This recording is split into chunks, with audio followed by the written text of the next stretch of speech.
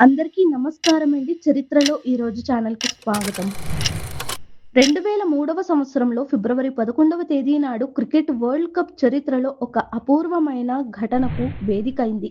ఈ టోర్నమెంట్‌లోనే తొలిసారిగా England cricket team తమ షెడ్యూల్ అయిన మ్యాచ్‌ను ఆడేందుకు నిరాకరించింది.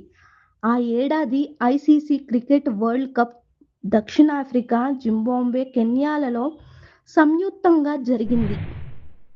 ఇంగ్లాండ్ జట్టు జింబాబ్వేలో జరగాల్సిన మ్యాచ్‌ను భద్రతా మరియు రాజకీయ కారణాల వల్ల ఆడలేమని ప్రకటించింది. ఆ సమయంలో జింబాబ్వేలో రాజకీయ ఉద్రిక్తతలు తీవ్రంగా ఉన్నాయి.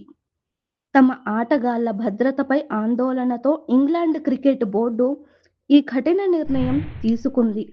మ్యాచ్ ఆడలేకపోవడంతో నియమాల ప్రకారం జింబాబ్వే జట్టుకు వాకోవర్ ద్వారా పాయింట్లు లభించాయి.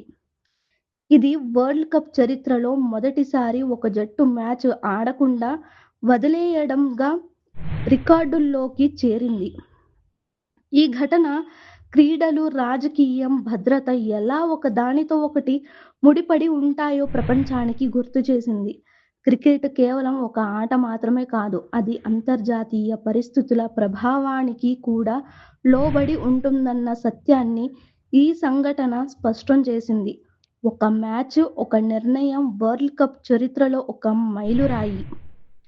2003వ సంవత్సరంలో ఇంగ్లాండ్ తీసుకున్న ఈ నిర్ణయం క్రికెట్ వరల్డ్ కప్ చరిత్రలో శాశ్వతంగా గుర్తుండిపోయే అనూహ్య ఘట్టంగా నిలిచింది.